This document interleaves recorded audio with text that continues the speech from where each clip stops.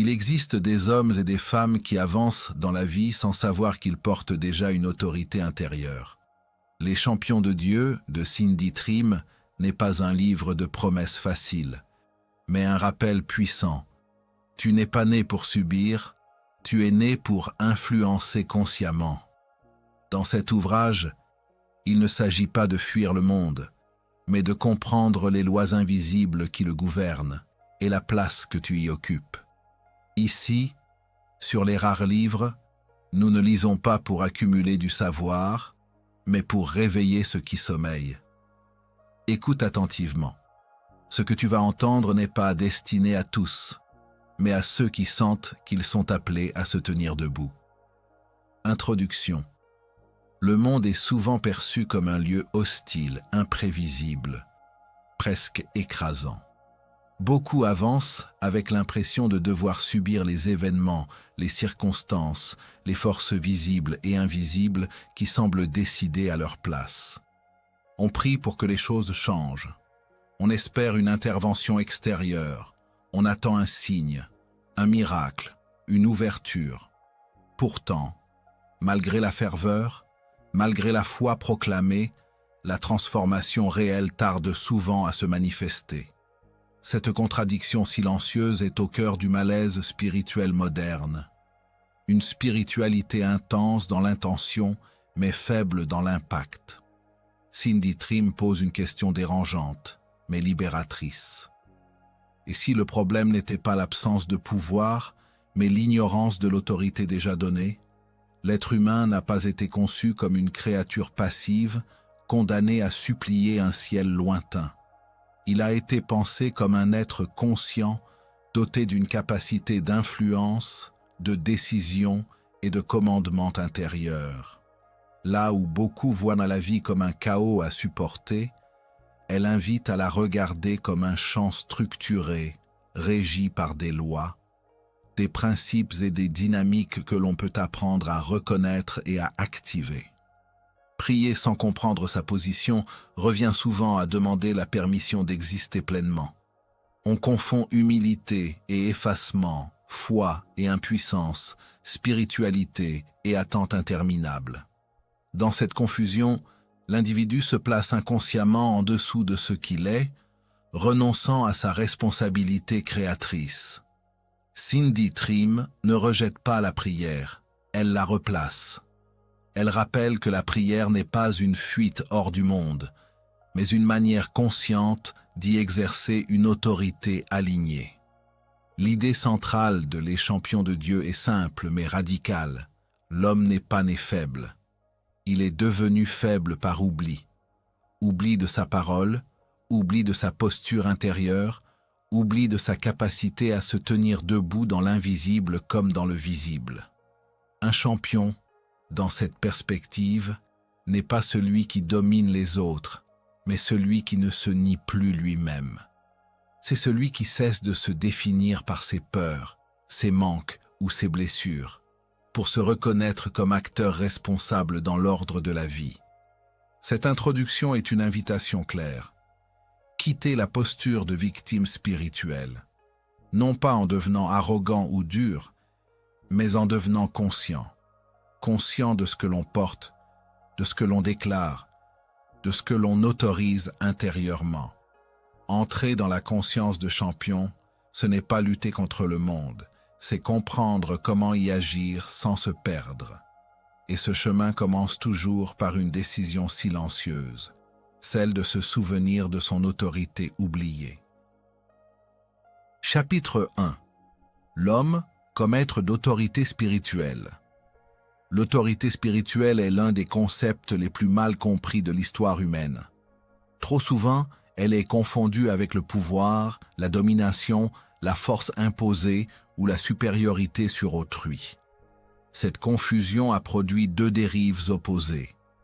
D'un côté, ceux qui abusent de l'idée d'autorité pour contrôler, et de l'autre, une majorité silencieuse qui la rejette par peur de devenir oppressive. Cindy Trimm invite à dépasser cette vision binaire. Elle rappelle que l'autorité véritable n'est pas un acte extérieur, mais un état intérieur. Elle ne s'exerce pas contre, mais à partir d'eux. Elle ne s'impose pas, elle s'incarne. L'homme, dans sa nature profonde, n'est pas un être errant dans un univers qu'il ne comprend pas. Il est une conscience placée dans un ordre vivant, structuré, cohérent, même si cet ordre est invisible à première vue. L'autorité spirituelle naît précisément de cette compréhension intime.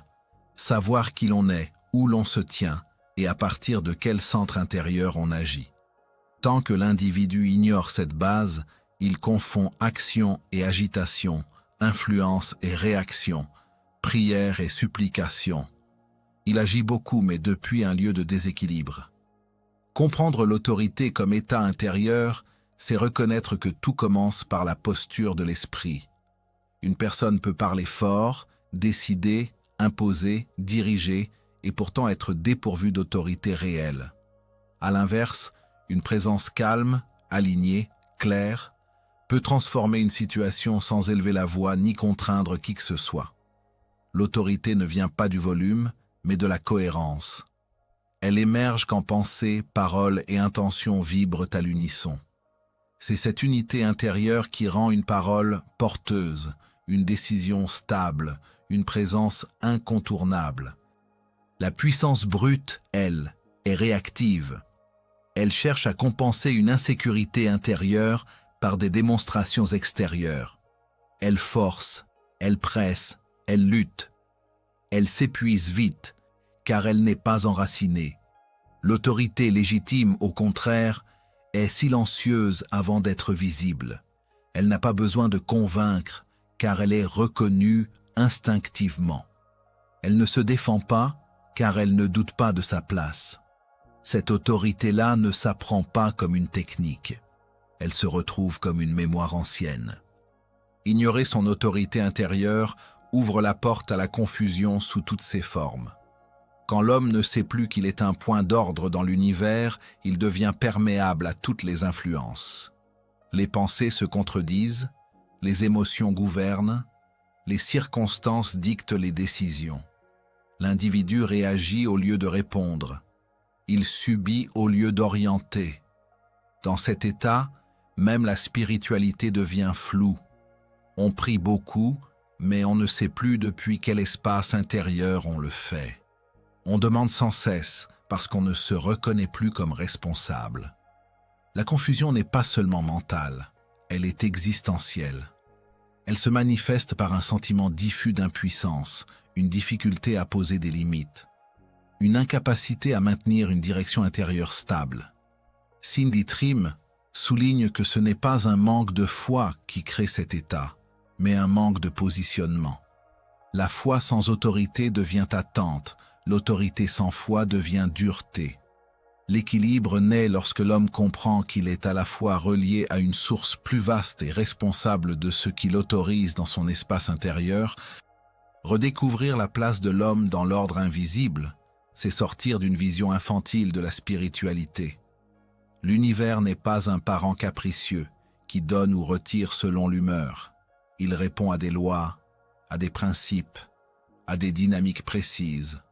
L'homme, en tant qu'être conscient, n'est pas extérieur à cet ordre. Il en est une expression active. Sa pensée, sa parole, son intention ne sont pas neutres. Elles participent à la structuration du réel, à leur niveau.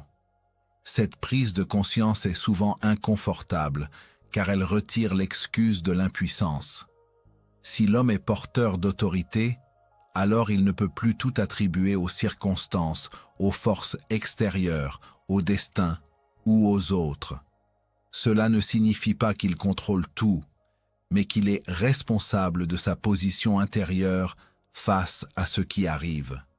L'autorité spirituelle commence précisément là, dans la manière de se tenir face à la vie, et non dans la prétention de la maîtriser. Dans Les Champions de Dieu, Cindy Trimm insiste sur un point essentiel. L'autorité n'est pas accordée à quelques élus, elle est inhérente à la nature humaine consciente. Ce qui distingue un champion spirituel n'est pas un don particulier, mais une acceptation pleine de cette responsabilité intérieure. Le champion ne cherche pas à fuir les défis, il les affronte depuis un centre stable. Il ne nie pas la difficulté, il refuse simplement de s'y identifier. L'autorité véritable ne s'exerce jamais depuis la peur. Dès que la peur gouverne, l'autorité se dissout. C'est pourquoi tant de luttes spirituelles échouent. Elles sont menées depuis un espace intérieur fragmenté. L'homme veut changer le monde sans avoir stabilisé son centre. Il veut parler avec autorité sans habiter sa parole. Il veut influencer sans s'être d'abord aligné. Cindy Trimm rappelle que toute autorité extérieure durable est le prolongement naturel d'un ordre intérieur établi. Redécouvrir cette autorité, ce n'est pas devenir rigide ou dominateur. Au contraire, c'est devenir profondément stable. La stabilité intérieure permet la souplesse extérieure. Celui qui sait qui il est n'a pas besoin de se défendre constamment. Il peut écouter sans se perdre, agir sans se disperser, décider sans brutalité. Son autorité ne vient pas de ce qu'il impose, mais de ce qu'il incarne. Dans l'ordre invisible, chaque être conscient occupe une place précise, non hiérarchique au sens humain, mais fonctionnelle. Perdre le contact avec cette place crée un déséquilibre, comme une note fausse dans une symphonie. Retrouver son autorité, c'est se réaccorder à cette place, sans comparaison, sans compétition, sans imitation. C'est comprendre que l'on n'a pas à devenir autre chose que ce que l'on est déjà, mais à l'assumer pleinement. Ainsi, l'homme comme être d'autorité spirituelle n'est pas un idéal lointain, réservé à une élite mystique. C'est une réalité oubliée, enfouie sous des couches de conditionnement, de peur et de déresponsabilisation. Le premier pas n'est pas de faire plus, mais de voir autrement. Voir que l'autorité commence là où cesse la fuite intérieure. Voir que la confusion recule dès que l'on se tient droit en soi. Voir que l'ordre invisible répond toujours à celui qui accepte enfin sa place consciente en son sein. Chapitre 2. Le monde invisible fonctionne par loi, pas par hasard. L'une des confusions les plus répandues dans la compréhension spirituelle consiste à croire que le monde invisible fonctionne selon des caprices, des volontés arbitraires ou des décisions imprévisibles. Cette idée profondément ancrée dans de nombreuses cultures crée une relation instable entre l'homme et le spirituel. On espère, on craint, on implore, mais on ne comprend pas. Cindy Trimm renverse radicalement cette vision en affirmant que le spirituel, loin d'être chaotique, obéit à des lois aussi précises que celles qui régissent le monde physique. Ce qui semble mystérieux ne l'est que pour celui qui n'en a pas encore perçu la structure. Dans l'univers matériel, personne ne s'étonne qu'une loi produise toujours le même effet. Le feu brûle, la gravité attire, une graine semée dans un sol fertile produit selon sa nature. Pourtant, dès qu'il s'agit du monde invisible, beaucoup abandonnent toute logique et parlent de hasard, de chance ou de fatalité. Cette rupture de cohérence est l'une des causes majeures de l'impuissance spirituelle. On agit sans comprendre les mécanismes, puis on interprète les résultats comme des mystères insondables.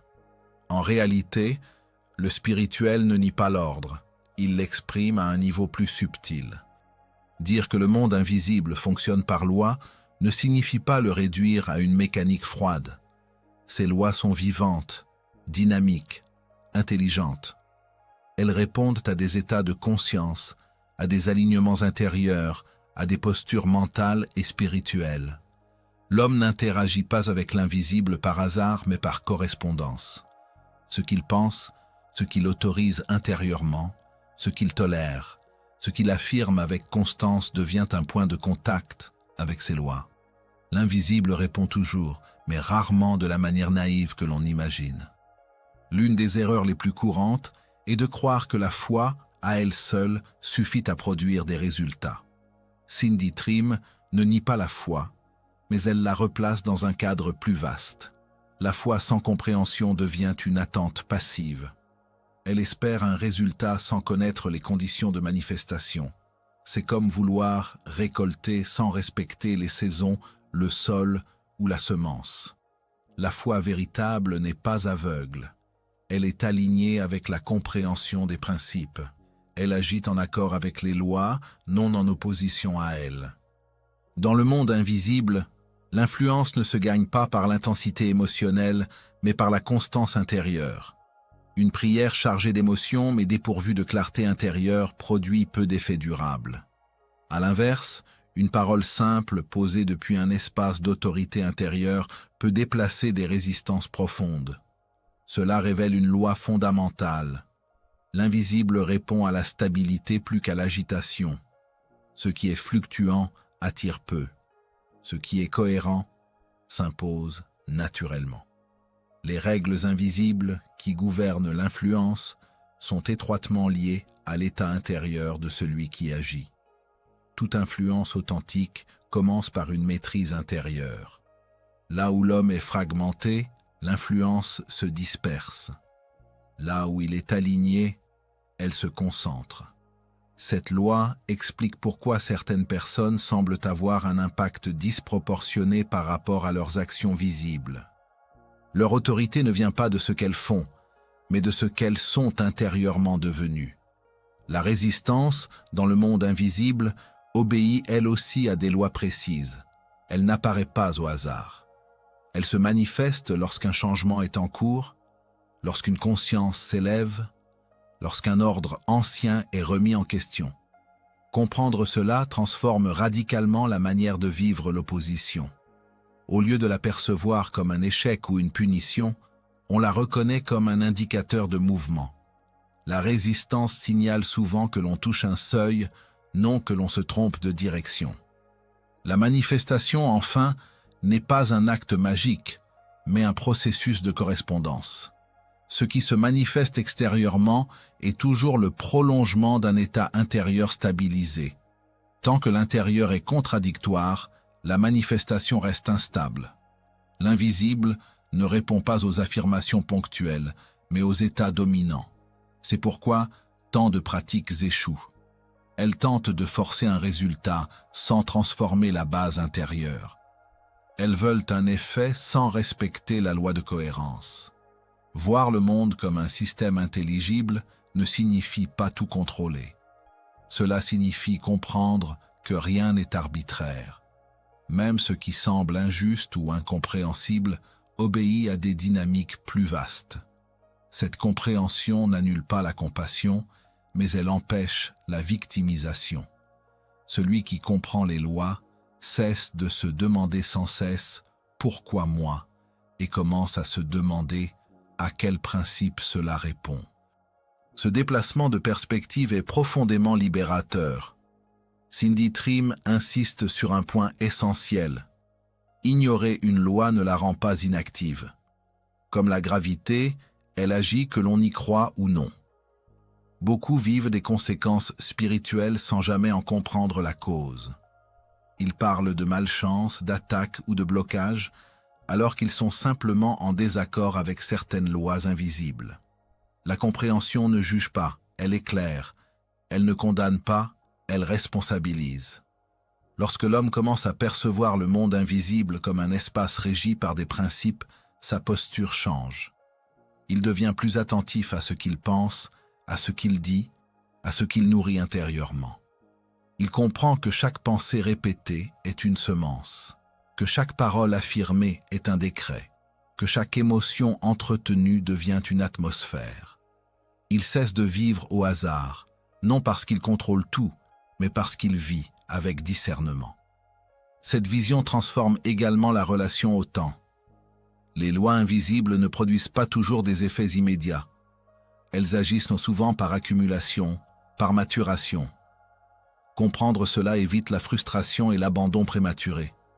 Ce n'est pas parce qu'un résultat n'est pas visible qu'aucune loi n'est à l'œuvre.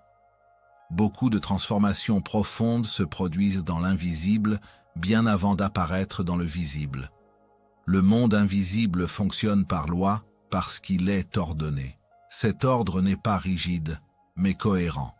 Il répond à la conscience, à l'intention claire, à l'alignement durable. Celui qui apprend à reconnaître ses lois cesse de subir et commence à coopérer. Il ne lutte plus contre l'invisible, il s'y accorde. Il ne cherche plus à forcer des portes, il comprend lesquelles s'ouvrent naturellement. Dans les champions de Dieu, cette compréhension marque une étape décisive. Le champion spirituel n'est pas celui qui croit plus fort, mais celui qui comprend plus juste. Il sait que la foi est une force lorsqu'elle est éclairée par l'intelligence spirituelle. Il sait que l'autorité se déploie lorsqu'elle respecte les lois invisibles. Il sait enfin que rien n'est laissé au hasard pour celui qui choisit de vivre en conscience. Ainsi, reconnaître que le monde invisible fonctionne par loi et non par hasard, c'est quitter l'enfance spirituelle pour entrer dans une maturité intérieure. C'est accepter que l'univers ne soit ni hostile, ni capricieux, mais structuré et répondant. C'est comprendre que chaque être humain, en tant que conscience vivante, interagit en permanence avec ses lois, qu'il le sache ou non. Et c'est précisément cette connaissance qui transforme l'homme passif en acteur lucide, le croyant inquiet en champion éveillé. Chapitre 3. Le langage comme arme spirituelle. Le langage n'est pas un simple outil de communication entre les êtres humains. Il est l'un des instruments les plus puissants de l'influence spirituelle parce qu'il est le prolongement direct de l'état intérieur. Cindy Trimm insiste sur un point fondamental. La parole n'est jamais neutre. Elle transporte une charge, une direction, une autorité. Chaque mot prononcé est une mise en mouvement. Là où beaucoup voient un simple son, le monde invisible reconnaît une impulsion. La parole naît toujours d'un espace intérieur, elle ne surgit pas du vide. Elle est l'expression condensée d'une pensée, d'une croyance, d'une posture intérieure. Ainsi, parler revient à projeter hors de soi ce qui est déjà établi en soi. C'est pourquoi la parole révèle autant qu'elle agit. Elle dévoile le niveau de conscience, la clarté ou la confusion, la force ou la faiblesse intérieure de celui qui parle. Dans cette perspective, la parole devient une extension directe de l'autorité intérieure. Lorsque l'autorité intérieure est absente, la parole devient fragile. Elle se contredit, hésite, s'excuse, se justifie. Elle cherche à convaincre plutôt qu'à établir. À l'inverse, lorsque l'autorité intérieure est stabilisée, la parole n'a plus besoin de volume ni d'agressivité. Elle est posée, claire, déterminée. Elle n'impose pas par la force, mais par la cohérence. Le monde invisible répond toujours davantage à la cohérence qu'à l'intensité. Déclarer consciemment, ce n'est pas répéter des phrases mécaniques ou réciter des formules vides. Déclarer, c'est énoncer une réalité depuis un espace intérieur où cette réalité est déjà reconnue comme légitime. C'est là que beaucoup se trompent. Ils parlent d'une victoire qu'ils ne portent pas encore intérieurement. Ils déclarent une liberté qu'ils n'ont pas intégrée. Dans ce cas, la parole sonne faux, non parce qu'elle est mauvaise, mais parce qu'elle est déconnectée de la position intérieure. Le réel ne se structure pas autour de ce qui est dit occasionnellement, mais autour de ce qui est déclaré consciemment et maintenu intérieurement. Une parole alignée agit comme une instruction claire dans l'invisible. Elle fixe une direction, elle trace une limite, elle établit un ordre. C'est pourquoi certaines paroles marquent une vie entière, tandis que d'autres se dissipent aussitôt. Ce n'est pas la longueur de la phrase qui compte, mais la profondeur de l'alignement. Parler par émotion et parler par position sont deux dynamiques radicalement différentes. La parole émotionnelle est réactive. Elle naît d'un état passager, d'une peur, d'une colère, d'un enthousiasme instable. Elle peut être intense, mais elle est souvent incohérente. Elle change avec l'humeur. Elle crée du mouvement, mais rarement de la structure. À long terme, elle fatigue plus qu'elle ne construit. La parole par position, au contraire, ne dépend pas de l'émotion du moment. Elle naît d'une décision intérieure. Elle est enracinée dans une compréhension claire de sa place et de son autorité. Elle ne cherche pas à se défendre ni à attaquer. Elle établit, elle affirme, elle ordonne. Cette parole-là n'a pas besoin d'être répétée avec agitation, car elle est soutenue par une posture intérieure stable. Cindy Trimm souligne que beaucoup parlent trop vite, trop souvent, sans conscience de ce qu'ils activent. Chaque plainte renforce une réalité de manque. Chaque parole de peur ouvre un espace à la confusion. Chaque déclaration de faiblesse installe une permission intérieure. Le monde invisible ne distingue pas entre une parole dite pour plaisanter et une parole dite sérieusement. Il répond à la vibration et à la constance, non à l'intention consciente superficielle. Lorsque la parole devient alignée, elle devient efficace non parce qu'elle force, mais parce qu'elle correspond à un ordre intérieur déjà établi. Elle agit comme un sceau. Elle confirme dans le visible ce qui est déjà réglé dans l'invisible. C'est pourquoi certaines personnes parlent peu mais voient des effets profonds, tandis que d'autres parlent beaucoup sans transformation durable. L'efficacité n'est pas dans la quantité de mots, mais dans leur source. Le langage structure également l'identité.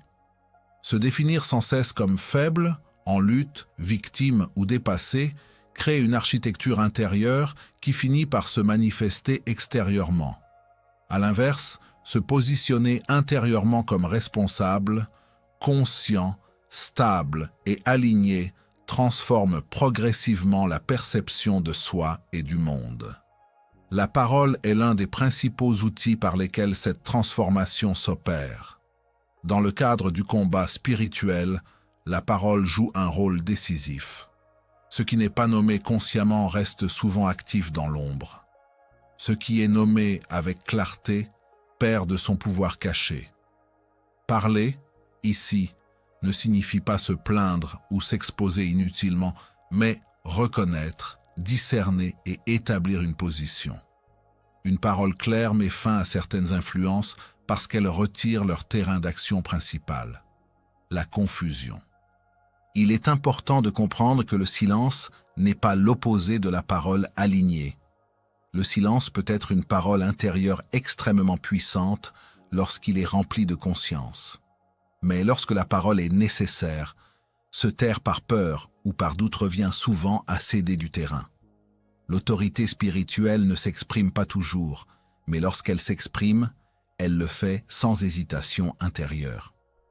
Le langage est aussi un outil de transmission. Ce que l'on affirme devient souvent une semence dans l'esprit de ceux qui écoutent. Parler depuis une position claire élève l'espace autour de soi. Parler depuis la confusion la propage. Ainsi, la responsabilité de la parole dépasse largement l'individu. Elle touche l'atmosphère collective, la famille, le groupe, parfois même des générations entières. Dans les champions de Dieu, la parole est présentée comme une clé de gouvernement spirituel. Gouverner, ici, ne signifie pas dominer les autres, mais gouverner son espace intérieur et l'influence qui en émane. Celui qui maîtrise sa parole maîtrise une grande partie de son champ d'influence. Celui qui laisse sa parole être dictée par ses émotions abdique une part de son autorité. Il ne s'agit pas de surveiller chaque mot avec tension, mais de développer une conscience claire de ce que l'on porte intérieurement avant de parler. Plus l'intérieur est aligné, plus la parole devient naturellement juste. Elle cesse d'être un effort. Elle devient un prolongement naturel de l'être. À ce stade, la parole n'est plus une arme agressive, mais un instrument précis, utilisé avec discernement. La maturité spirituelle se reconnaît souvent à la qualité du langage, non à sa complexité, mais à sa justesse. Une parole simple, posée, enracinée dans une autorité intérieure calme, a plus d'impact qu'un discours élaboré mais instable. Le monde invisible reconnaît cette justesse immédiatement. Ainsi, comprendre le langage comme arme spirituelle, ce n'est pas apprendre à parler plus fort, mais à parler depuis un lieu intérieur transformé. C'est reconnaître que chaque mot est une décision, chaque déclaration une orientation, chaque silence un choix. Le champion spirituel ne parle pas pour remplir l'espace, mais pour l'ordonner.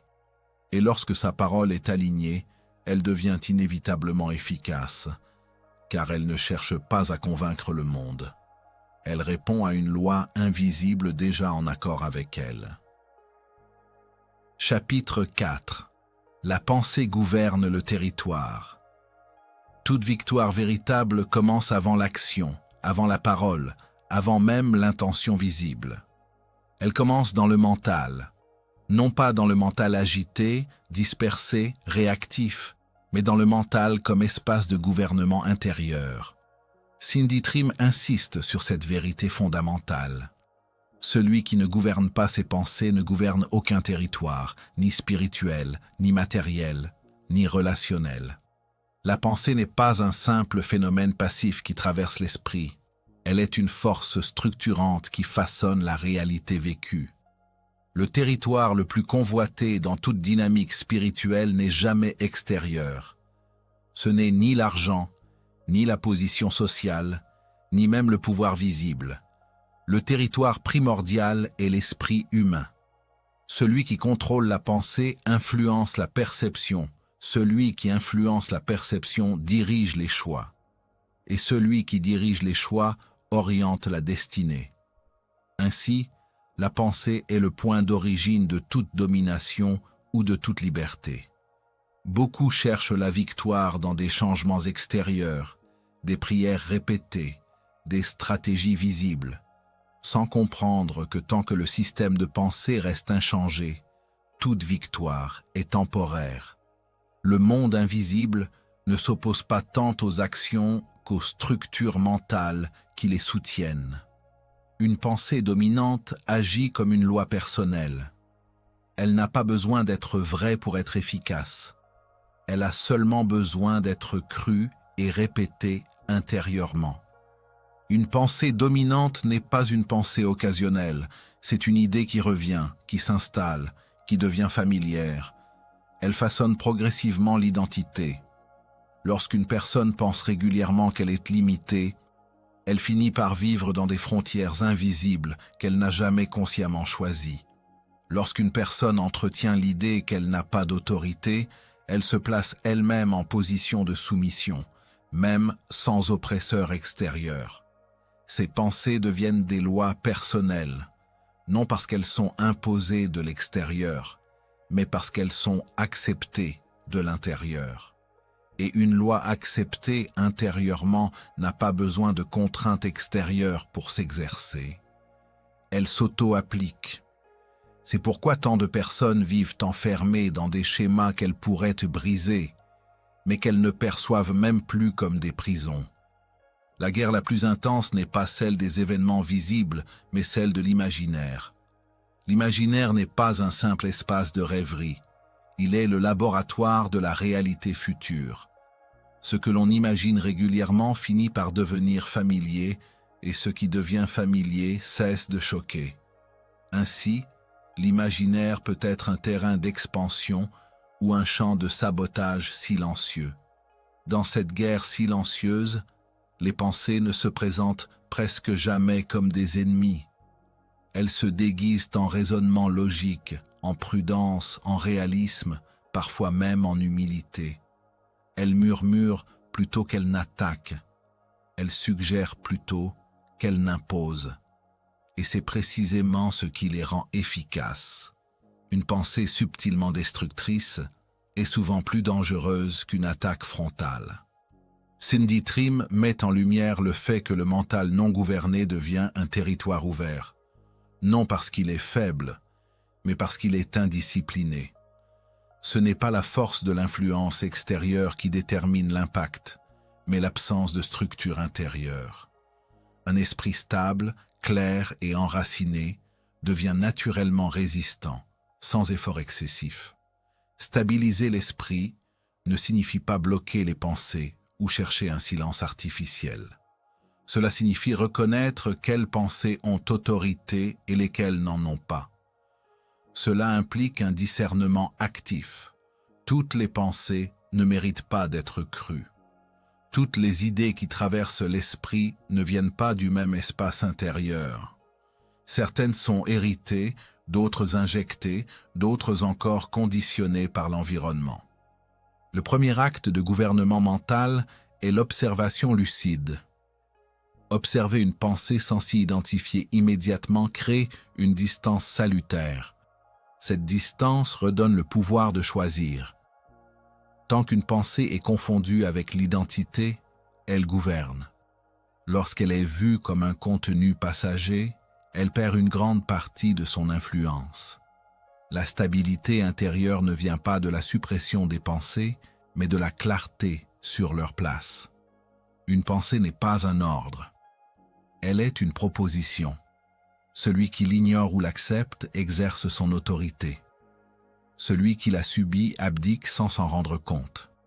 Dans cette optique, la pensée devient le premier terrain où l'autorité spirituelle s'exerce concrètement. Beaucoup cherchent à influencer le monde sans avoir appris à influencer leur propre imaginaire. Ils veulent changer leur réalité sans changer le récit intérieur qui la soutient. Or, le monde extérieur n'est souvent que le reflet stabilisé d'un dialogue intérieur ancien. Tant que ce dialogue n'est pas révisé, les mêmes situations reviennent sous des formes différentes. Comprendre que la pensée gouverne le territoire, c'est accepter que la responsabilité commence à l'intérieur, non comme une culpabilité, mais comme une capacité retrouvée. Cela signifie reconnaître que l'on n'est pas impuissant face à son monde intérieur. On peut apprendre à le structurer, à le purifier, à l'orienter consciemment. L'imaginaire est aussi le lieu où naissent les visions, les projets, les appels intérieurs. Un imaginaire blessé ou pollué aura du mal à concevoir une réalité élargie. À l'inverse, un imaginaire sain, nourri de clarté et de vérité, devient une source de création puissante. Ce que l'on autorise mentalement finit par devenir accessible concrètement. C'est pourquoi les attaques les plus stratégiques ne visent pas directement les actions, mais la perception. Elles cherchent à altérer la vision de soi, la vision du futur, la vision du possible.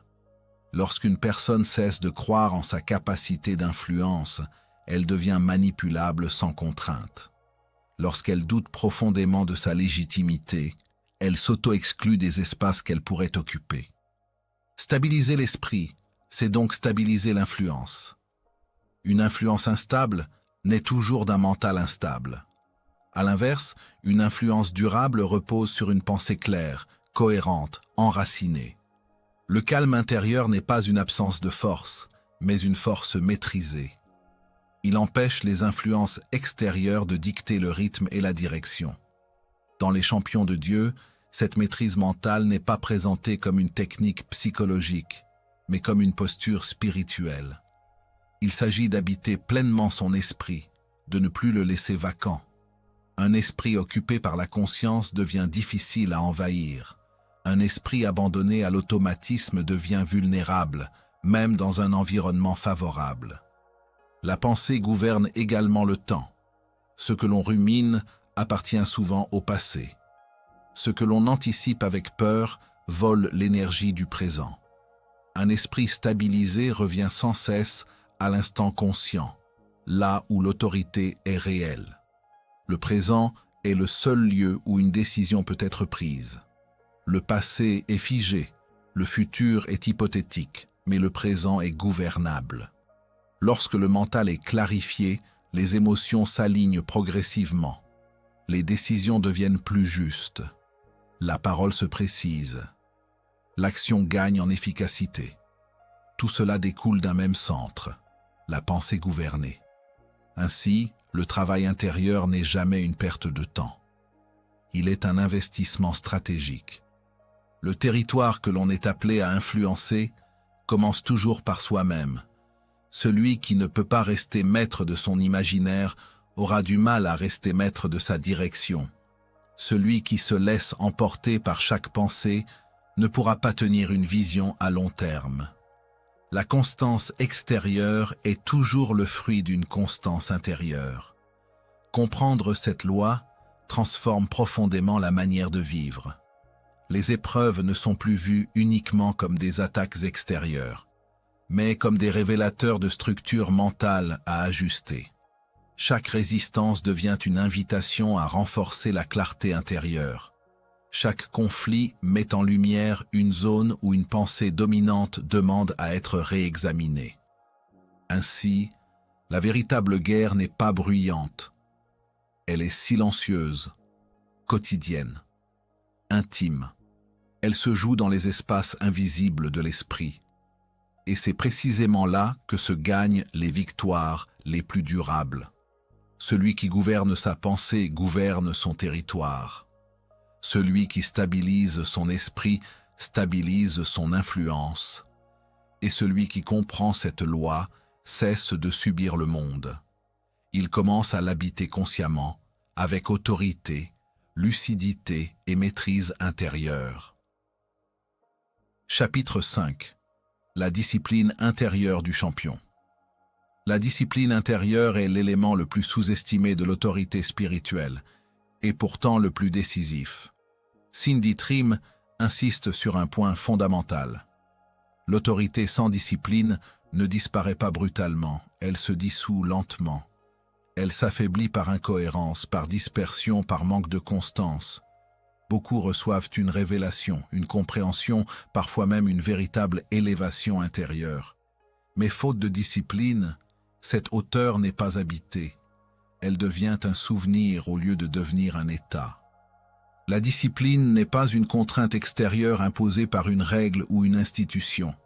Elle est une structure intérieure volontaire.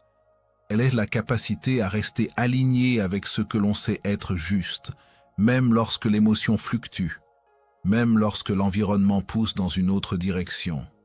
Là où la motivation est instable, la discipline est stable.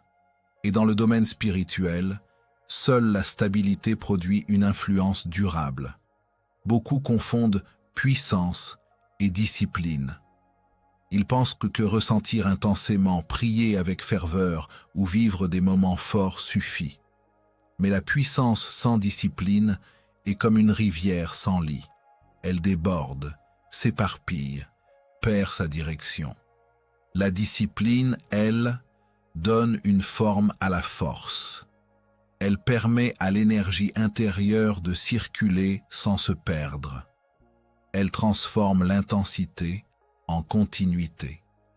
La maîtrise de soi n'est pas une suppression de l'élan intérieur, mais son orientation consciente.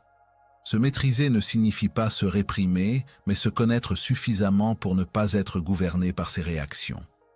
Celui qui est esclave de ses humeurs, de ses impulsions ou de ses pensées passagères ne peut pas exercer une autorité stable. Il est réactif là où le champion est posé. La fondation invisible de toute autorité véritable est cette capacité à se gouverner soi-même. Avant de vouloir influencer une situation, une relation ou un environnement, il faut être capable de se diriger intérieurement.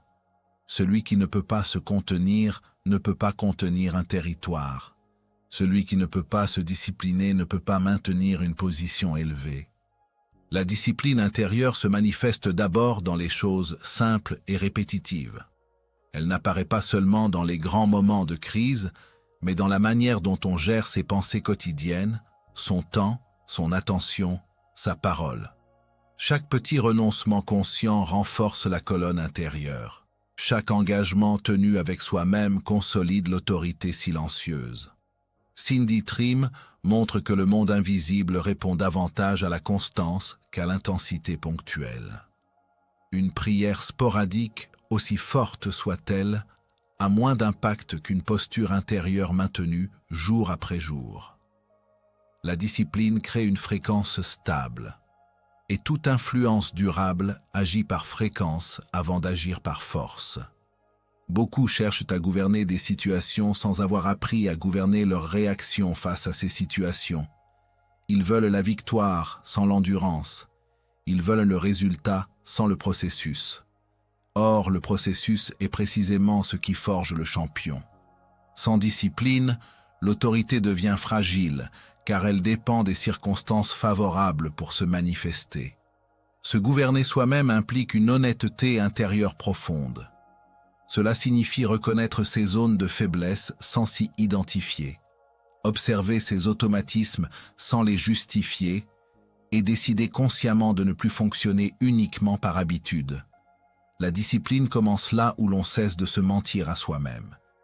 La constance est l'une des forces spirituelles les plus puissantes, précisément parce qu'elle est silencieuse. Elle ne cherche pas à impressionner, elle agit dans la durée. Là où l'émotion monte et descend, la constance reste. Là où l'enthousiasme fluctue, la discipline demeure. Et dans le monde spirituel, ce qui demeure finit toujours par dominer ce qui fluctue. La discipline intérieure n'est pas rigide. Elle n'est pas une prison. Elle est une fidélité à une orientation profonde. Elle permet une liberté plus grande, car elle libère de l'esclavage des impulsions contradictoires. Celui qui n'a aucune discipline croit être libre, mais il est souvent dispersé. Celui qui est discipliné paraît parfois contraint, mais il est intérieurement unifié. Un champion spirituel n'est pas celui qui ne ressent jamais de fatigue ou de doute. C'est celui qui ne laisse pas ses états décider à sa place. Il sait que l'émotion est passagère, mais que la direction doit rester stable. La discipline est ce qui permet de continuer, même lorsque l'envie disparaît, même lorsque le résultat n'est pas immédiat. La maîtrise de soi concerne également la parole. Un champion discipliné ne parle pas pour se soulager, mais pour structurer. Il sait que chaque parole émise renforce ou affaiblit une position intérieure. Parler sans discipline, c'est parfois détruire en quelques phrases ce que l'on a construit en silence pendant des semaines. La retenue devient alors une forme de puissance. Dans les champions de Dieu, la discipline est présentée comme un acte d'alignement, non comme une performance morale. Elle n'est pas là pour prouver quelque chose, mais pour maintenir une cohérence intérieure. Cette cohérence est perçue dans l'invisible comme une stabilité de position. Et toute stabilité attire naturellement l'autorité. La discipline concerne aussi l'attention. Là où l'on place son attention, on place son énergie. Un esprit dispersé donne son énergie à trop de directions à la fois et finit par s'épuiser. Un esprit discipliné choisit consciemment ses focalisations. Il sait quand nourrir une pensée et quand la laisser mourir. Cette capacité est l'une des clés majeures de la maîtrise intérieure. Se gouverner avant de vouloir gouverner une situation implique d'accepter la lenteur du processus. La discipline ne produit pas toujours des résultats spectaculaires immédiats, mais elle produit des transformations irréversibles. Elle modifie la structure même de l'être. Elle installe une autorité qui ne dépend plus de l'approbation extérieure. Beaucoup abandonnent trop tôt, non parce qu'ils manquent de potentiel, mais parce qu'ils manquent de discipline. Ils confondent difficulté et échec. Or, la discipline apprend à traverser la difficulté sans interpréter chaque résistance comme un signe d'erreur. Elle enseigne à persévérer sans se durcir. La discipline intérieure ne s'impose pas par la violence envers soi-même, elle se construit par la clarté. Plus la vision est claire, plus la discipline devient naturelle. Lorsqu'un être sait profondément pourquoi il avance, il a moins besoin de se forcer. La discipline devient alors une expression de fidélité à soi-même. Cindy Trimm souligne que le monde invisible reconnaît la posture avant de reconnaître l'action. Une posture intérieure stable, disciplinée, cohérente, crée une forme de crédibilité spirituelle. Cette crédibilité ne se proclame pas, elle se dégage. Elle se ressent. Elle est perçue comme une solidité intérieure qui ne cède pas à la pression. La constance forge cette solidité. Chaque jour où l'on choisit de rester aligné, même sans reconnaissance, même sans résultat visible, on renforce une fondation invisible. Et un jour, cette fondation soutient une expansion que rien ne peut renverser. Le champion n'est pas celui qui gagne vite, mais celui qui tient longtemps. La discipline intérieure concerne aussi le rapport au temps. Elle apprend à ne pas tout vouloir immédiatement. Elle développe une patience active, non passive. Une patience qui continue d'agir sans se précipiter. Dans un monde dominé par l'urgence et l'instantané, cette patience devient une force spirituelle rare. Se discipliner, c'est accepter de dire non à certaines distractions pour dire oui à une direction plus profonde. Ce renoncement n'est pas une perte, mais un échange. On échange l'éparpillement contre la profondeur, la réaction contre la maîtrise, l'agitation contre la clarté. Un champion discipliné n'est pas fermé, il est stable. Il peut accueillir l'imprévu sans perdre son centre, il peut traverser le chaos sans se dissoudre. Cette stabilité n'est pas innée, elle est cultivée. Elle est le fruit de choix répétés, parfois invisibles, souvent non reconnus.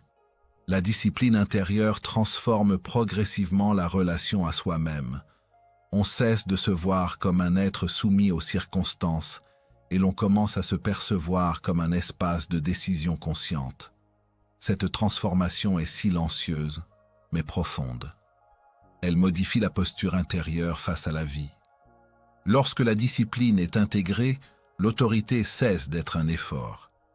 Elle devient une présence qui n'a pas besoin de s'imposer car elle est déjà établie. Les situations commencent alors à répondre différemment, non par magie, mais par résonance. Ainsi, la discipline intérieure du champion est moins une lutte qu'un engagement. Un engagement envers la clarté, envers la cohérence, envers la constance. Elle est ce qui permet à l'autorité reçue de rester vivante, stable et opérante. Sans elle, toute élévation est temporaire. Avec elle, même une petite position devient inébranlable. Le véritable champion n'est pas celui qui cherche à impressionner le monde, mais celui qui se tient fermement dans son axe intérieur, jour après jour. Et c'est cette fidélité silencieuse, cette discipline invisible, qui fait de lui un véritable porteur d'autorité, capable d'influencer sans se perdre, d'agir sans se disperser et de demeurer debout là où d'autres s'effondrent. Chapitre 6. Résister sans combattre. Résister sans combattre est l'un des paradoxes les plus profonds de l'autorité spirituelle. Là où l'instinct humain cherche l'affrontement, la démonstration de force ou la domination visible, Cindy Trimm révèle une vérité plus subtile. Toute opposition ne se neutralise pas par la lutte. Certaines résistances se dissolvent précisément lorsque l'on cesse de leur donner l'énergie du combat. Comprendre cette différence transforme radicalement la manière d'exercer l'autorité intérieure. La lutte inutile naît presque toujours d'une réaction. Elle est impulsive, émotionnelle, déclenchée par la peur de perdre, d'être attaqué ou d'être diminué. Elle consomme énormément d'énergie, car elle repose sur une opposition directe. Plus on lutte, plus on s'épuise, et souvent, plus on renforce ce que l'on combat. La résistance consciente, au contraire, ne part pas de la peur mais de la lucidité. Elle n'est pas une réaction, mais une position. Résister sans combattre, ce n'est pas se soumettre ni nier l'existence d'une opposition. C'est refuser d'entrer dans le jeu énergétique de l'adversité. C'est reconnaître qu'un conflit n'est pas toujours une invitation à l'affrontement, mais parfois un test de stabilité intérieure. Celui qui comprend cela cesse de gaspiller sa force dans des batailles secondaires et conserve son énergie pour ce qui est réellement stratégique. Beaucoup de combats épuisent parce qu'ils sont menés sur le mauvais terrain. Ils sont livrés dans l'émotion, dans l'ego blessé, dans le besoin de prouver. Dans ces conditions, même une victoire apparente affaiblit intérieurement. À l'inverse, certaines résistances renforcent parce qu'elles sont tenues depuis un centre calme. Elles ne cherchent pas à vaincre l'autre, mais à rester intègres. La différence fondamentale réside dans la posture intérieure. Lorsque l'esprit est tendu, contracté, sur la défensive, il est déjà en perte de position. Il réagit au lieu d'agir.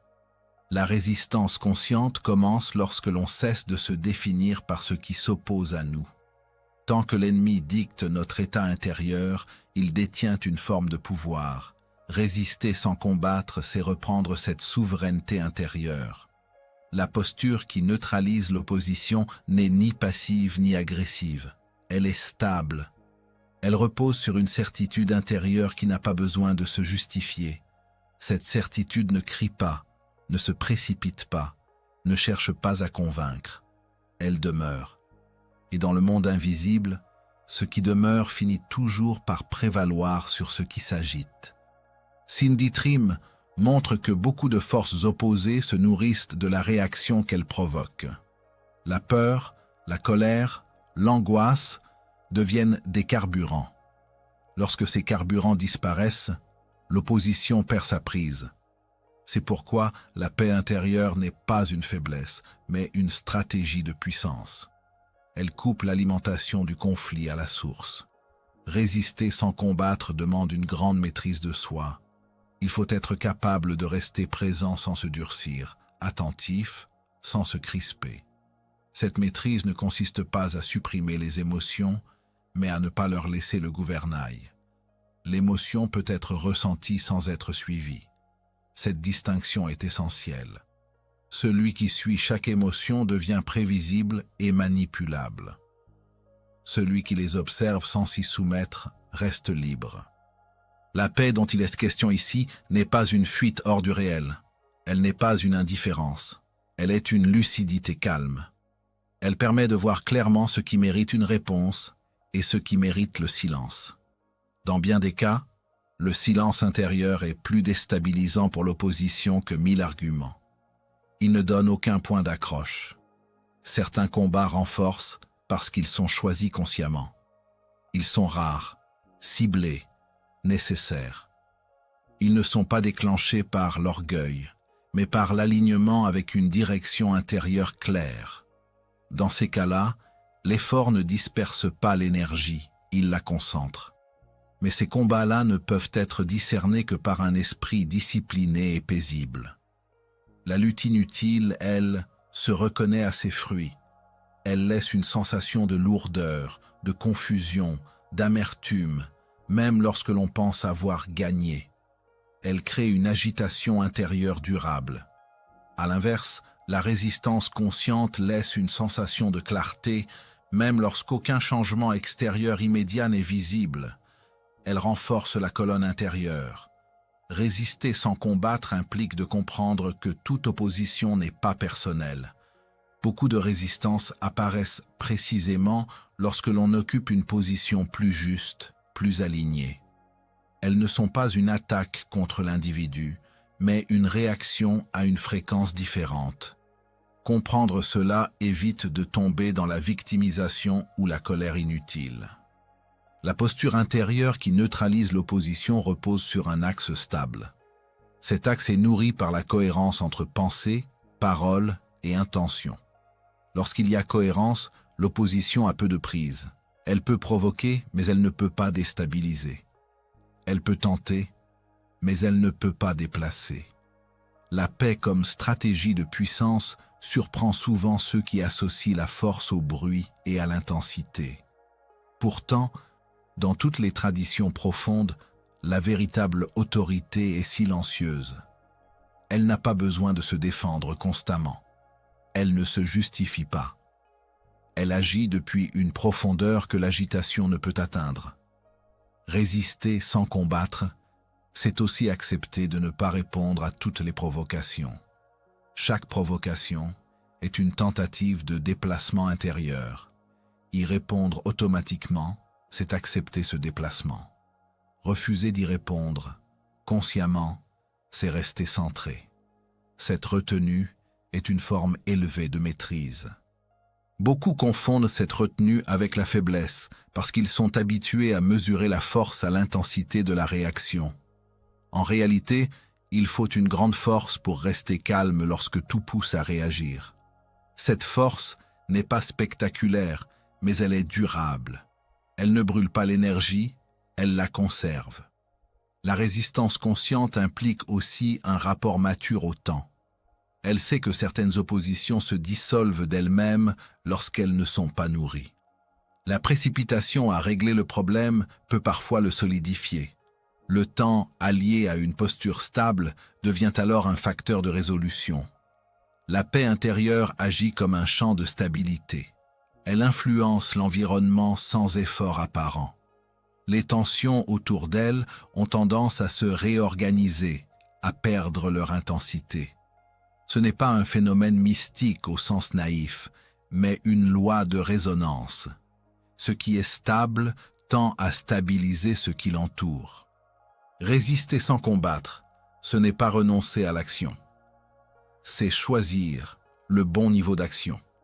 Certaines batailles doivent être menées intérieurement avant de l'être extérieurement. Tant que l'esprit est agité, toute action extérieure sera confuse. Lorsque l'esprit est clair, même une action minimale peut avoir un impact majeur. La posture intérieure juste est celle qui n'a pas besoin de prouver sa légitimité. Elle sait. Et ce savoir est calme. Il ne cherche pas l'approbation. Il n'a pas peur de l'incompréhension. Cette assurance tranquille est l'une des formes les plus pures de l'autorité spirituelle. Dans Les Champions de Dieu, Cindy Trimm insiste sur le fait que la paix n'est pas l'absence de conflit, mais la présence d'un centre inébranlable. Ce centre permet de traverser les oppositions sans se fragmenter. Il transforme l'adversité en révélateur plutôt qu'en destructeur. Résister sans combattre demande parfois de renoncer à avoir raison. Le besoin d'avoir raison est souvent plus coûteux que l'erreur elle-même. Il enferme l'esprit dans une rigidité qui le rend vulnérable. La paix intérieure, elle, accepte l'imperfection sans perdre sa direction. La véritable résistance est souvent invisible. Elle se manifeste dans le choix de rester aligné lorsque tout incite à la dispersion. Elle se manifeste dans la décision de ne pas nourrir certaines pensées, certaines peurs, certaines colères. Ce travail silencieux est plus puissant que de nombreuses actions visibles. La posture intérieure pacifiée ne signifie pas que l'on tolère l'injustice ou le désordre. Elle signifie que l'on choisit de ne pas devenir semblable à ce que l'on refuse. Elle protège l'intégrité intérieure, et cette intégrité est la source même de l'autorité. Résister sans combattre, c'est comprendre que l'opposition n'est pas toujours un obstacle, mais parfois un test de solidité. Elle révèle ce qui est encore réactif, fragile ou dépendant. Vue ainsi, elle devient une opportunité de croissance plutôt qu'une menace. Lorsque l'esprit cesse de se battre contre tout, il devient étonnamment plus efficace. Il économise son énergie, affine son discernement, renforce sa présence. Cette présence devient alors le véritable facteur de transformation. Elle influence sans contraindre. La paix comme stratégie de puissance ne s'apprend pas dans l'agitation. Elle se cultive dans la discipline intérieure, dans l'observation de soi, dans la capacité à rester présent sans se perdre. Elle est le fruit d'un long travail invisible, mais ses effets sont tangibles. Un champion spirituel n'est pas celui qui gagne tous les combats, mais celui qui sait lesquels ne méritent pas d'être livrés. Il sait que toute bataille inutile affaiblit et que toute résistance consciente renforce. Cette sagesse n'est pas innée, elle est forgée par l'expérience et la lucidité. Résister sans combattre, c'est finalement choisir d'habiter une position plus élevée que le conflit lui-même. C'est refuser de descendre sur un terrain où l'on perdrait son axe. C'est rester fidèle à une autorité intérieure qui ne dépend ni des circonstances ni des oppositions. Ainsi, la paix devient une force active, non pas une paix molle, mais une paix dense, enracinée, vigilante. Une paix qui voit, qui comprend, qui choisit. Et dans cette paix, l'opposition perd progressivement sa capacité de nuisance. Non parce qu'elle est écrasée, mais parce qu'elle n'a plus de prise. Le champion qui maîtrise cet art n'est plus gouverné par la peur de l'affrontement. Il est libre de ses réponses.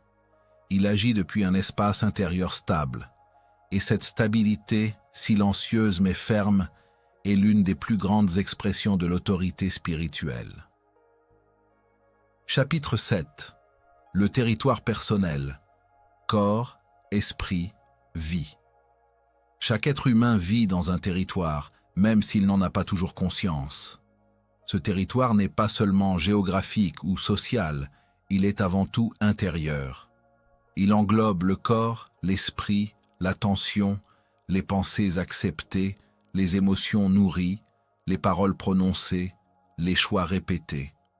Comprendre cela marque un tournant décisif dans la vie spirituelle, car ce que l'on ne reconnaît pas comme sien finit toujours par être gouverné par autre chose.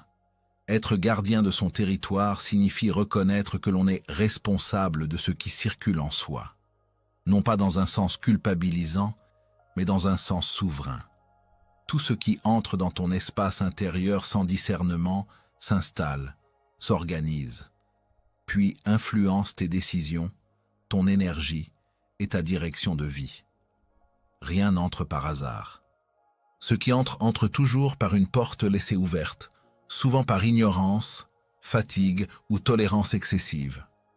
La tolérance non consciente est l'un des mécanismes les plus puissants de l'envahissement intérieur. Ce que l'on tolère au niveau de la pensée devient une habitude. Ce qui devient habitude finit par paraître normal. Et ce qui paraît normal commence à diriger. Ainsi, de nombreuses personnes vivent sous des influences qu'elles n'ont jamais choisies consciemment. Elles les ont simplement laissées s'installer, une pensée après l'autre, une émotion après l'autre, un compromis après l'autre. Le corps est le premier territoire. Il n'est pas seulement un véhicule biologique, mais un espace sensible qui enregistre. La fatigue chronique, les tensions récurrentes, la lourdeur sans cause apparente sont souvent des signes de frontières poreuses. Le corps réagit lorsque l'esprit a trop longtemps laissé entrer ce qui ne lui correspond pas. Ignorer ces signaux revient à abandonner une partie de son territoire sans résistance consciente. L'esprit est le territoire le plus stratégique. C'est là que les influences cherchent d'abord à s'installer. Une pensée répétée n'est jamais neutre. Elle façonne l'atmosphère intérieure, puis elle oriente la perception du monde. Lorsque l'esprit n'est pas gardé, il devient un lieu de passage constant pour des idées, des peurs, des jugements qui ne sont pas alignés avec l'être profond. Et ce qui passe finit par rester. La vie elle-même, dans sa structure quotidienne, est un territoire. Les relations entretenues, les environnements fréquentés, les paroles entendues chaque jour contribuent à façonner l'espace intérieur. Vivre sans conscience de cela, c'est permettre à des dynamiques extérieures de définir progressivement sa réalité intérieure. Le territoire personnel n'est pas seulement ce que l'on pense, mais ce que l'on accepte de fréquenter. Comprendre que chacun est gardien de son espace change profondément la posture intérieure. On cesse d'attendre que le monde respecte nos limites pour commencer à les incarner soi-même. Une limite claire n'a pas besoin d'être constamment défendue. Elle est ressentie. Elle se manifeste par une cohérence intérieure. Les influences non alignées sentent instinctivement qu'elles n'ont pas d'accès durable. Ce qui entre par tolérance finit toujours par régner. Cette loi est simple, mais implacable. Une petite peur tolérée devient une vision du monde. Un doute non observé devient une identité fragile. Une pensée de dévalorisation répétée devient une posture de vie. Rien ne reste petit dans l'espace intérieur. Tout ce qui y demeure cherche à croître. Délimiter intérieurement son territoire d'influence ne signifie pas se fermer au monde. Il s'agit au contraire de clarifier ce qui est autorisé à nourrir l'être. Cette délimitation commence par une observation honnête. Quelles pensées reviennent le plus souvent? Quelles émotions dominent l'atmosphère intérieure? Quelles situations drainent systématiquement l'énergie? Observer sans jugement est déjà une forme de reprise de territoire. Un territoire clair n'est pas rigide. Il est vivant, mais structuré. Il sait accueillir ce qui nourrit et laisser passer ce qui ne s'aligne pas sans s'y accrocher. La rigidité est souvent un signe de peur, tandis que la clarté est un signe de force. Plus le centre est stable, moins il a besoin de se défendre bruyamment. Vivre comme un espace non envahissable ne signifie pas devenir inaccessible. Cela signifie devenir cohérent. Les influences extérieures glissent sur un espace cohérent sans y pénétrer profondément. Elles peuvent être perçues, comprises, mais elles ne s'installent pas. Cette capacité n'est pas innée, elle se développe par une vigilance douce et constante. Le territoire personnel est aussi un espace énergétique. Les intentions, conscientes ou non, y circulent. Lorsque l'on vit dans la dispersion, l'espace intérieur devient fragmenté. Chaque fragment est plus facile à influencer. Lorsque l'on vit dans la présence, l'espace se rassemble, et un espace rassemblé est naturellement protégé. Beaucoup de personnes cherchent des protections extérieures, des méthodes, des techniques, alors que la première protection est la cohérence intérieure. Ce que tu incarnes protège plus que ce que tu affirmes. Un esprit stable n'a pas besoin de se barricader.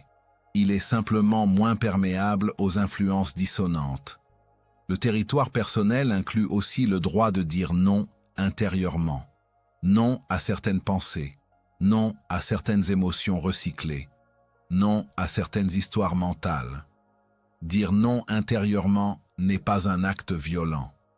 C'est un acte de discernement. Ce non silencieux est l'une des formes les plus puissantes de souveraineté. Lorsque le territoire intérieur est mal défini, l'individu devient réactif. Il répond aux stimuli au lieu d'agir depuis son centre. Chaque événement extérieur déclenche une réaction disproportionnée car il touche une zone déjà fragilisée. À l'inverse, lorsque le territoire est clair, les événements sont traités depuis un espace stable. Ils n'envahissent pas, ils sont traversés. Le corps, l'esprit et la vie ne sont pas des domaines séparés. Ils forment un seul territoire. Une pensée désordonnée affecte le corps. Un corps épuisé fragilise l'esprit. Une vie chaotique rend la clarté intérieure plus difficile. Garder son territoire implique une approche globale, humble et progressive. La souveraineté intérieure ne s'impose pas par la force, elle se construit par la constance. Chaque fois que tu choisis la clarté plutôt que la confusion, tu renforces les frontières invisibles de ton espace.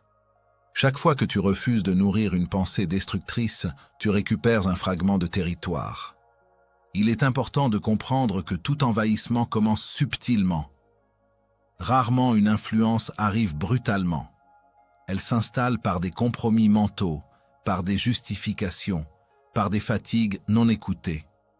Être gardien de son territoire, c'est détecter ses premiers signes avant qu'ils ne deviennent dominants. Vivre comme un espace non envahissable, c'est aussi accepter de perdre certaines choses. Certaines relations, certaines habitudes, certaines identités construites sur la dispersion ne peuvent pas coexister avec un territoire clair. Ce renoncement n'est pas une perte réelle, mais une récupération de soi. Le territoire personnel n'est pas égoïste. Lorsqu'il est clair, il devient au contraire plus disponible pour une relation juste.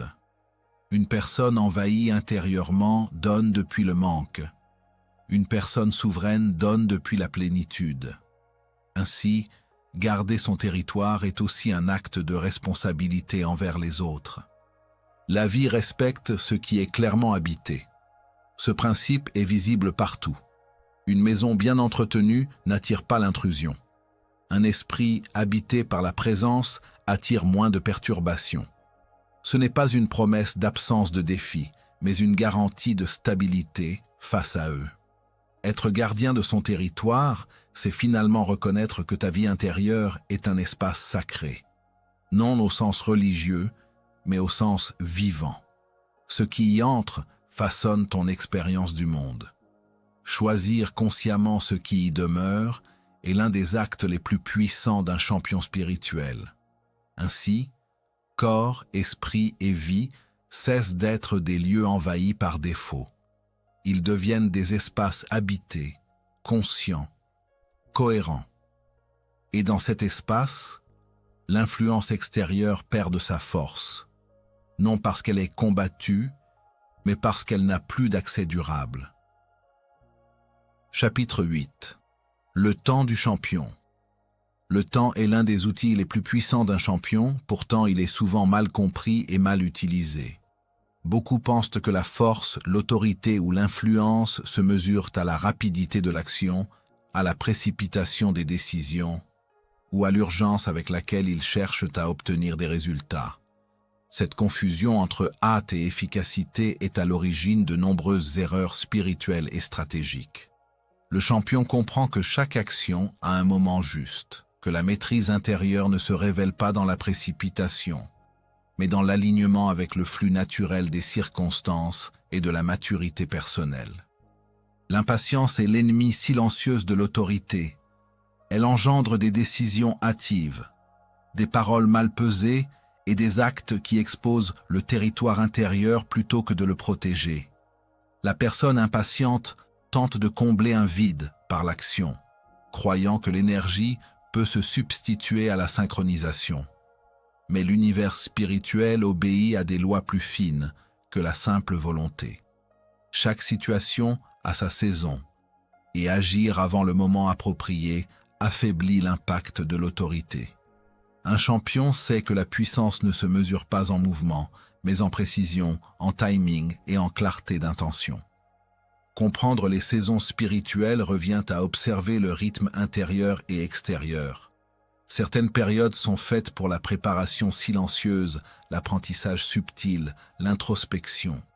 D'autres sont pour l'action visible, pour l'expression de l'autorité et de l'influence. Ignorer ces cycles est une source de fatigue, de frustration et de dispersion. La maturité consiste à reconnaître ces phases et à s'y conformer sans ressentiment ni hâte, car le temps du champion n'est pas imposé, il est ressenti. Agir au bon moment est un art. Il ne s'agit pas de passivité, mais d'une discipline de vigilance et de discernement. Un champion observe, ajuste et attend la conjonction exacte entre préparation, opportunité et alignement intérieur. L'action ainsi menée est puissante parce qu'elle s'inscrit dans le flux des lois invisibles et non contre elles. Une parole prononcée trop tôt peut être ignorée ou mal comprise. Un geste anticipé peut être contré. Une décision précipitée peut ouvrir la porte à des complications. La patience n'est donc pas un ralentissement inutile, mais une stratégie consciente qui maximise l'effet de chaque mouvement. La maturité comme accélérateur réel peut sembler paradoxale. Ceux qui confondent rapidité et efficacité croient que précipiter la vie accélère les résultats.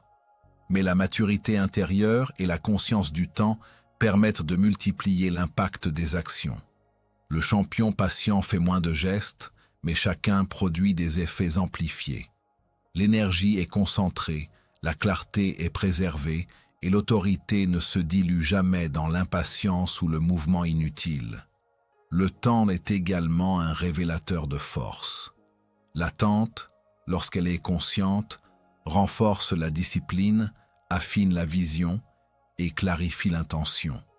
Le champion qui comprend le temps sait que l'accélération réelle vient de la préparation et non de la précipitation. Il observe les signes, comprend les rythmes invisibles et agit lorsque l'action rencontre la résonance parfaite. Agir au bon moment implique aussi de respecter le processus des autres. La patience ne consiste pas à attendre passivement, mais à agir dans le juste timing, en coordination avec le terrain, les alliés et les forces en jeu. La précipitation ne laisse jamais le champ libre à la puissance véritable. Elle la dilue, la disperse et la rend inefficace. Le temps du champion est enfin une dimension intérieure. Il reflète la maîtrise de soi, la confiance en ses capacités et la foi dans l'ordre invisible des choses. L'impatience est toujours un signe de doute ou d'ignorance. La véritable autorité se manifeste lorsqu'un individu est capable de rester enraciné dans la patience, concentré dans l'action intérieure et clair dans ses intentions, tout en observant les saisons et les rythmes autour de lui. Ainsi, comprendre le temps du champion, c'est transformer chaque instant en un allié. Chaque pause devient préparation, chaque observation devient insight, chaque attente devient renforcement intérieur. La maturité spirituelle n'est pas un luxe, c'est le levier qui permet à l'autorité intérieure de se manifester pleinement, efficacement et durablement. Le vrai champion ne lutte jamais contre le temps. Il s'accorde à lui et laisse sa puissance se déployer au moment exact où elle porte son effet maximum. L'art du timing, la patience consciente, l'observation des saisons et la maturité sont les clés qui distinguent un être ordinaire d'un champion spirituel. Ceux qui précipitent ne créent que du chaos. Ceux qui maîtrisent le temps transforment l'espace, influencent sans effort et laissent leur autorité parler d'elle-même. Le temps pour le champion n'est jamais perdu. Il est investi dans la force invisible qui fait la différence réelle. Chaque instant devient alors une opportunité pour renforcer son territoire, affiner sa vision et agir avec une puissance durable. Le temps du champion n'est jamais un ennemi. Il est le meilleur allié pour manifester l'autorité, l'impact et la souveraineté dans toutes les dimensions de la vie. Chapitre 9. Devenir champion sans orgueil. Devenir un champion n'est pas seulement une question de puissance, de discipline ou de maîtrise des circonstances. La véritable grandeur se manifeste lorsque la conscience intérieure se déploie sans se laisser capturer par l'ego. L'humilité devient alors l'élément central, le stabilisateur invisible qui permet à la force, à l'autorité et à l'influence de s'exprimer sans turbulence. Trop souvent, les individus confondent autorité et orgueil, puissance et arrogance. Ils croient que montrer leur contrôle, leur capacité ou leur domination est nécessaire pour imposer leur présence. Mais cette approche est toujours éphémère, car le pouvoir apparent qui naît de l'ego est fragile et dépendant des perceptions extérieures.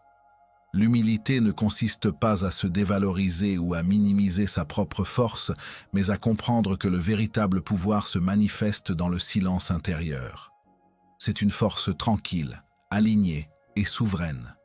Le champion qui développe cette qualité ne cherche pas à impressionner ou à obtenir la reconnaissance. Il agit à partir d'une source stable qui n'a pas besoin de validation. Cette posture intérieure crée un champ d'autorité qui attire naturellement le respect, l'attention et la coopération. Il n'y a plus de lutte pour s'affirmer, car l'individu est pleinement conscient de sa position dans l'ordre naturel et spirituel des choses. L'ego, par contraste, fonctionne comme un amplificateur de fragilité. Il pousse à se comparer, à se défendre, à démontrer et à prouver constamment sa valeur. Dans le contexte du champion spirituel, cet état est un obstacle majeur. L'ego, même subtil, s'infiltre dans les décisions, les paroles et les actions et affaiblit la puissance qui pourrait être pleinement déployée. C'est pourquoi apprendre à reconnaître les mouvements de l'ego est fondamental. Le champion observe sans jugement, corrige sans confrontation et laisse la conscience guider chaque geste, chaque parole et chaque intention. Servir sans se diminuer est l'un des aspects les plus paradoxaux mais essentiels de la maîtrise intérieure. Un champion véritable comprend que l'autorité ne consiste pas à contrôler les autres ou à accumuler des avantages personnels, mais à créer un impact positif et durable dans son environnement. Chaque action devient un acte de service aligné, non par sacrifice ou obéissance, mais par l'expression naturelle de l'autorité consciente. L'humilité permet de naviguer dans ces interactions avec grâce et clarté, transformant même les défis en opportunités d'affirmer une influence constructive et durable. L'autorité tranquille est le sommet du développement spirituel et personnel. Elle ne s'exprime pas par des cris, des démonstrations ou des confrontations, mais par la constance, la présence et la justesse des actions. Elle se manifeste par la confiance silencieuse en soi et la certitude que chaque décision prise dans l'alignement intérieur produit l'effet attendu. Le champion qui maîtrise cette approche ne se laisse pas distraire par les éloges ni par les critiques, car son pouvoir découle de la conscience intérieure et non de la réaction du monde extérieur. L'humilité permet également de maintenir un équilibre entre force et souplesse. La puissance brute sans sagesse devient destructrice, tandis que la sagesse sans autorité reste inefficace. Le champion apprend à combiner les deux, agir avec détermination et impact tout en restant flexible, attentif et en accord avec les lois invisibles qui régissent la vie. Cette intégration est ce qui distingue l'autorité réelle de l'illusion de contrôle. Devenir champion sans orgueil demande une vigilance constante. Chaque décision, chaque geste, chaque pensée doit être filtrée à travers la conscience plutôt que par l'ego. L'humilité agit comme une boussole interne, indiquant le chemin juste et empêchant les excès ou les détours inutiles. Elle transforme le processus de développement personnel et spirituel en une progression stable, durable et centrée sur l'effet réel plutôt que sur l'apparence. Dans cette voie, l'individu découvre également le pouvoir du silence intérieur. L'absence de besoin de reconnaissance, l'absence de désir de dominer et la simplicité de l'alignement avec son autorité naturelle deviennent des forces invisibles mais irrésistibles. Le champion silencieux influence plus que celui qui crie, commande ou impose, car la véritable puissance réside toujours dans la conscience et non dans la démonstration. L'humilité, en somme, est la clé qui permet à la conscience de transformer l'autorité en influence durable. Elle stabilise la puissance, neutralise l'ego et permet au champion de servir, de guider et de manifester l'autorité légitime sans jamais se perdre dans la vanité.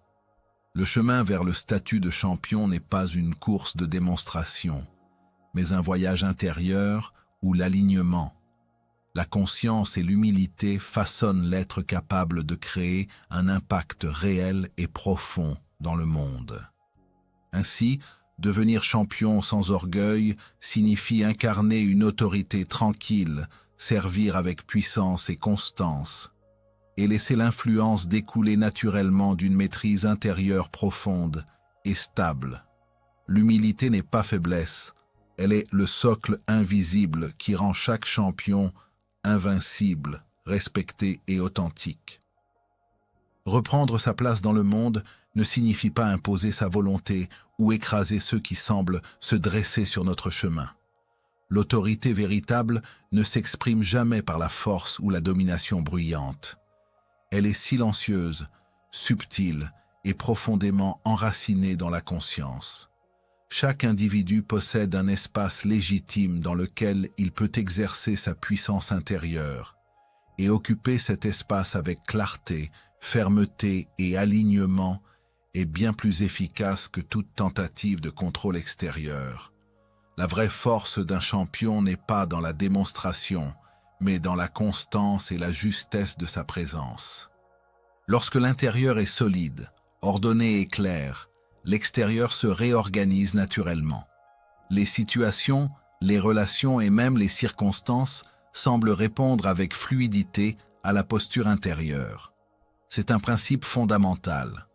La vie extérieure est le miroir exact de l'état de notre conscience. Celui qui marche avec alignement, calme et détermination tranquille attire le respect, l'harmonie et la coopération sans avoir besoin de convaincre, de forcer ou de manipuler. La maîtrise intérieure devient la clé qui ouvre toutes les portes invisibles de l'influence et de la réussite spirituelle. Reprendre sa place, c'est d'abord comprendre que l'autorité commence par soi-même. Cela signifie stabiliser ses pensées, clarifier ses intentions et nourrir la discipline intérieure. Chaque acte, chaque parole et chaque choix découle de cette autorité personnelle, et c'est cette constance qui transforme un individu en véritable champion. La force silencieuse, enracinée dans l'humilité et la conscience, est celle qui résiste aux épreuves, transcende les conflits et établit une influence durable. Elle ne cherche pas à dominer, elle guide. Elle ne s'impose pas, elle attire naturellement. La violence, qu'elle soit physique, mentale ou émotionnelle, est toujours un signe d'ignorance ou de désalignement. Le champion conscient reconnaît que le véritable pouvoir n'a rien à prouver. L'énergie investie dans la confrontation ou la lutte est perdue, alors que celle qui est dirigée vers l'alignement, la clarté et la maîtrise intérieure produit des résultats exponentiels et durables. Marcher sans violence, c'est marcher avec intégrité et cohérence, en laissant la force intérieure définir le rythme et la direction, plutôt que les circonstances ou les opposants. Cette démarche implique également une vigilance permanente. Reprendre sa place ne veut pas dire rester passif ou naïf, mais développer une perception fine de ce qui entre dans son espace personnel et spirituel. Savoir dire non, établir des limites et protéger son territoire intérieur sont des aspects essentiels de l'autorité consciente. Cependant, tout cela se fait sans agressivité ni conflit, car la vraie puissance n'a besoin d'aucune justification. L'influence se manifeste par l'équilibre et la présence, et non par la domination. Enfin, marcher comme un champion conscient, calme et aligné, signifie harmoniser toutes les dimensions de l'être, corps, esprit, émotion et énergie. Cela implique de rester ferme face aux tentations de l'ego, aux pressions extérieures et aux distractions qui cherchent à déranger l'équilibre. Chaque pas, chaque décision devient une expression de l'autorité légitime, un reflet de la maîtrise intérieure et de la force tranquille. La vie devient un terrain d'influence consciente plutôt qu'un champ de lutte permanente. En conclusion, reprendre sa place sans violence, c'est s'approprier sa souveraineté intérieure, stabiliser son espace, agir avec discernement et laisser la vie répondre à l'équilibre et à la justesse que l'on incarne. Ce n'est pas une quête de contrôle sur le monde, mais une démarche de cohérence et de puissance intérieure, où chaque action, chaque parole et chaque pensée rayonnent de calme, d'autorité et de présence authentique. Le champion conscient ne crie pas son pouvoir, il le vit, et par cette incarnation tranquille, il transforme son environnement et inspire ceux qui l'entourent.